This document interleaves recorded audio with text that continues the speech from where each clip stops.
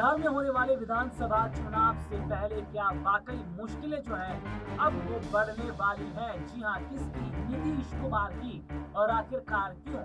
नीतीश कुमार और लल्लन सिंह के बीच में दुश्मनी बढ़ती चली जा रही है, या ये कहा जाए कि लल्लन सिंह क्या वही काम कर रहे हैं जो केसी त्यागी ने किया था? क्या किया था केसी त्यागी ने? केसी त्यागी लगातार पार्टी के खिलाफ जाकर बात कर रहे थे, जेडीयू के साथ मिलकर नहीं चल रहे थे, और यही वजह है कि नीतीश कुमार ने केसी त्यागी को पार्टी से बाहर का रास्ता दिखाया।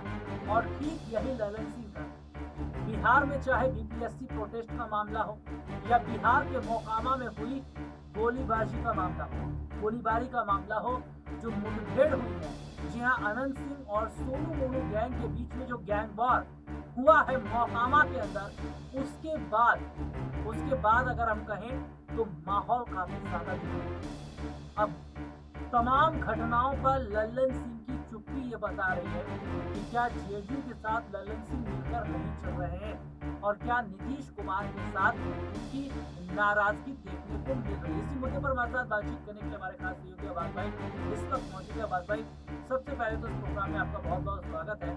और अब्बास भाई, मेरा पहला सवाल आपसे लल्लन सिंह को लेकर रहेगा कि क्या बड़ी वजह है कि लल्लन सिंह बिहार में इतनी बड़ी घटनाओं पर चुप्पी साध रहे हैं, चाहे वो बीपीएससी का मामला हो, चाहे वो मामला हो मोकामा का जो गोलीबारी हुई है, जो मुठभेड़ वहां पर हुई है।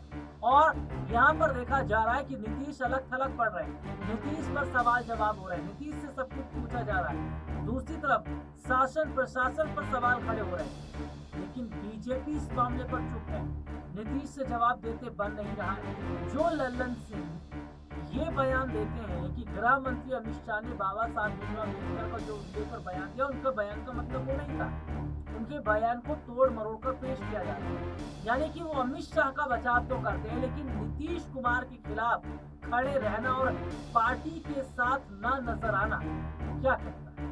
देखिए, लल्लन सिंह की अगर बात करें तो जैसा कि देखा जाए पिछले काफी समय से नीतीश कुमार के और लल्लन सिंह के बीच में अनबन बनी हुई है। जैसे कि आपने विस्तार से बताया कि अमित शाह के बयान का तो बचाव करते हुए नजर आते हैं, लेकिन जब नीतीश कुमार पर आफत पड़ रही है, यानी कि वो गिरते हुए दिखाई दे रहे हैं, तो उनके बचाव में लल्लन सिंह नहीं उतर रहे हैं। तो इसका साफ साफ जो मैसेज है, साफ साफ संदेश है, वो यही जा रहा है कि लल्लन सिंह का झुकाव जो है वो बीजेपी की तरफ ज्यादा है, अमित शाह की तरफ ज्यादा है, बल्कि नीतीश कुमार की तरफ या जेडीयू की तरफ उतना अब नहीं है।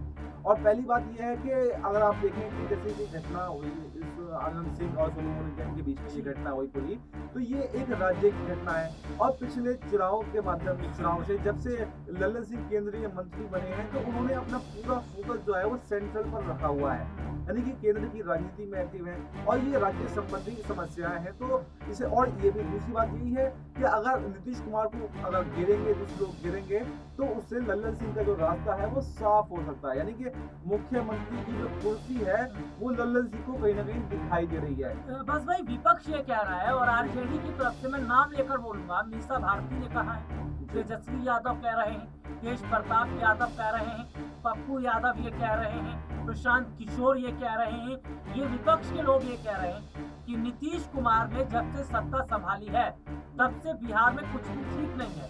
और ये कहा जा रहा है कि शासन प्रशासन बेहतर काम नहीं कर रहा, और यहाँ तक ये भी कहा जा रहा है कि उन्हें यही नहीं पता चल रहा कि बिहार में सरकार चला कौन रहा है, क्या सरकार दिल्ली से चल रही है, या नीतीश केवल कठपुतली के तौर पर बैठे हैं, या बिहार में बीजेपी के लोग चला रहे हैं। सरकार चला कौन रहा है, और कौन जो है बिहार की सियासी स्थितियां उसको देख रहा है, और नीतीश कुमार क्या वाकई ये कठपुतली की तरह है? देखिए, अगर इसकी बात करें हम, चाहे मीसा भारती के बयान की बात करें, चाहे पप्पू यादव के बयान की बात करें, या तमाम जो नाम आपने गिनाए, किसी की भी आप बात कर लें, तो सब ये आरोप लगा रहे हैं कि सरकार बीजेपी दिल्ली से टेक ओवर कर रही है, नीतीश कुमार के हाथ में कुछ भी नहीं है। तो देखिए, मैं इसमें कुछ भी निष्पक्षता के साथ में ये बताना चाहता हूँ कि बिल्कुल ठीक है, मैं मानता हूँ ये चीज़ कि नीतीश कुमार के हाथ में नहीं है। लेकिन ये आरोप जो लगाए जा रहे हैं, ये आरोप पहले बीजेपी की तरफ से भी लगाए जाते थे। जब सरकार आपने देखा कि गठबंधन की सरकार आरजेडी के साथ में थी, तब बीजेपी ये आरोप लगाती थी कि सरकार जो है तेजस्वी यादव चला रहे हैं, सरकार जो है लालू यादव चला रहे हैं, सरकार जो है वो कांग्रेस की चीज़ें चला रही है। तो यानी कि ये एक राजनीतिक मुद्दा है। राजनीति में विपक्ष ये आरोप लगाता है कि हाँ, जो मतलब सरकार है वो दूसरी पार्टी चला रही है और ये नीतीश कुमार की पार्टी मतलब आरजेडी ये कह रही है कुछ काम नहीं हुआ, तो साहब आपके साथ में सरकार रही, फिर आपने काम क्यों नहीं किया? तो ये आरोप है मात्र है जी। अब्बास भाई आप इसे आरोप मात्र कह रहे हैं, लेकिन बिहार के मोकामा में जो घटना घटी वो मामूली घटना नहीं। बीपीएससी प्रोटेस्ट का जो मामला हुआ वो मामूली बात नहीं थी। बिहार में दलित बस्ती को आग के हवाले कर दिया कि ये मामूली बात नहीं थी। इन बड़ी घटनाओं पर बिहार में पेपर लीक हो जाता है, ये मामूली बात नहीं है। इन घटनाओं पर क्यों नीतीश कुमार चुप रहते हैं? अगर वो राज्य के मुख्यमंत्री हैं, अगर एक राज्य का दायित्व उनके ऊपर है, तो ऐसे में उनको इन मुद्दों पर बोलना चाहिए, अपना बयान रखना चाहिए। और विपक्ष जो कह रहा है उससे हम गलत भी तो ठहरा नहीं सकते, क्योंकि नीतीश हर मामले पर चुप्पी साधे रहते हैं। और ये बात जो कहा जा रहा है उसमें कहीं ना कहीं सच्चाई तो है कि नीतीश तो भैया कठपुतली की तरह काम कर रहे हैं। क्योंकि जैसे महाराष्ट्र में हमने देखा था, जब शिंदे सीएम पद पर थे तो फैसले दिल्ली से आ रहे थे। सीएम के लिए एक औपचारिकता भर पद था शिंदे का। और यही विपक्ष भी कह रहा है कि बिहार में भी कुछ ऐसे ही है कि नीतीश भैया अपना अलग ही यात्रा पर निकले हैं। क्या बिहार में हो रहा है, क्या होना चाहिए, जंगल राज कहा जा रहा है, लेकिन नीतीश अपनी अलग ही प्रगति यात्रा कर रहे हैं। देखिए नीतीश जो है मजबूत जो है मुख्यमंत्री तो नहीं है, इस बात में कोई भी दोहराए नहीं है। क्योंकि ये नीतीश कुमार भी जानते हैं कि उनके पास मात्र 47 विधायक ही हैं, जबकि बीजेपी के पास जो उनकी सहयोगी जिसके दम पर वो मुख्यमंत्री की कुर्सी पर बैठे हुए हैं, उसके पास 78 विधायक हैं। यानी कि नीतीश कुमार को कहीं ना कहीं उनका दबाव तो मानना पड़ेगा। देखिए सारा खेल संख्या बल का होता है। अगर नीतीश कुमार के पास 78 विधायक होते और बीजेपी के पास 47 विधायक होते, तब तो नीतीश कुमार मुखर होकर के बोल सकते थे।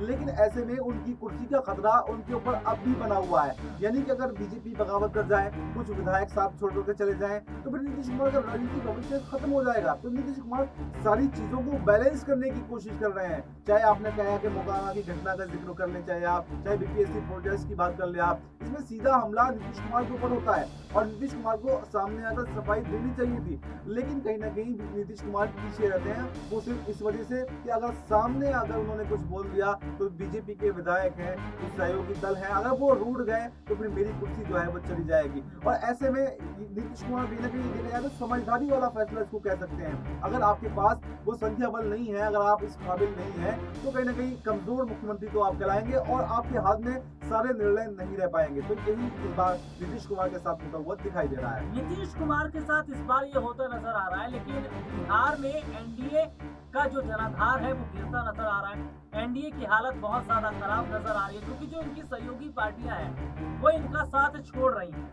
चाहे मैं जीतन राम मांझी का जिक्र कर लूं, चाहे चिराग पासवान का जिक्र कर लूं। लेकिन अब ऐसे में एक खबर ये सामने आ रही है कि क्या कर रही है आरजेडी ये कोशिश कर रही है कि जेडीयू के विधायकों को तोड़ा जाए, और इसके लिए लल्लन सिंह का सहारा ले रही है। तो क्या आरजेडी की तरफ जाना चाहेंगे लल्लन सिंह? और लल्लन सिंह अगर आरजेडी की तरफ चले जाते हैं और आरजेडी तो कोशिश कर रही है लल्लन सिंह के जरिए जेडीयू के तो भाग करने की, इसमें क्या वो कामयाब हो सकते हैं?